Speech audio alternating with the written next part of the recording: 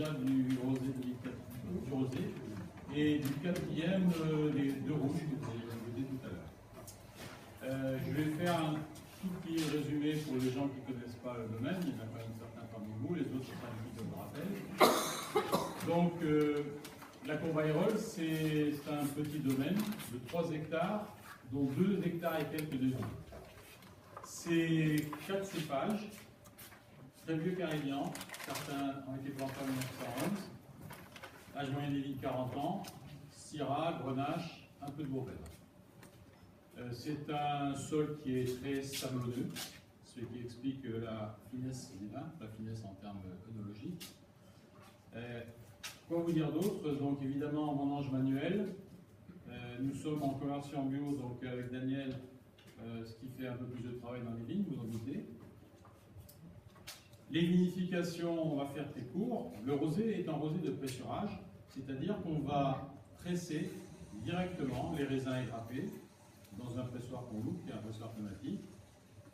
Le mou est mis en fermentation à basse température et ensuite il va être filtré. Je fais très court bien sûr, mais c'est pour vous expliquer le principe donc, de ces rosés dits de pressurage, à l'opposé des rosés de saignée. Il y a donc 2 rouges, un rouge qui est élevé en cuve.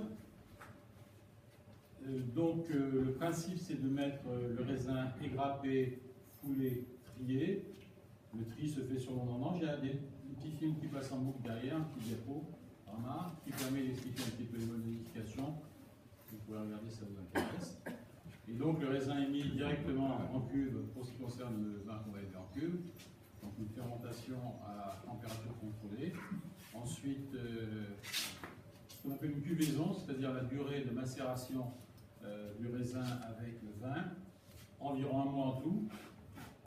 Ensuite, le vin est soutiré, le marc est pressé dans ce pressoir-là, et on assemble avec une part variable des 2 cuves, donc ça c'est à la dégustation, puisqu'il y a 4 cépages. Donc en général, on associe Syrah, Grenache et Carignan Mourvèdre, mais pas tout le temps. Et ensuite, dernière mode de vinification, c'est le rouge élevé en cuve, en barrique, pardon. Alors, depuis 2 ans, et le premier millésime c'est 2013, donc vous avez goûté tout à l'heure, on fait ce qu'on appelle de la vinification intégrale. Vinification intégrale, ça consiste à mettre le raisin directement dans des barriques spéciales. C'est des barriques de 400 litres. Donc là aussi, un petit film qui explique le principe de cette vinification. Et on va donc faire la fermentation alcoolique, puis la deuxième fermentation dans ces barriques, et avec ce qu'on appelle du figeage, c'est-à-dire qu'on enfonce le marc dans le vin, dans le mou d'abord, puis dans le vin, de façon à extraire les tanins, les arômes et la couleur.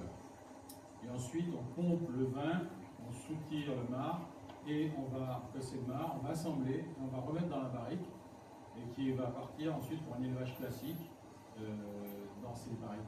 Donc en 2013, c'est des barriques que j'ai achetées, donc elles sont neuves.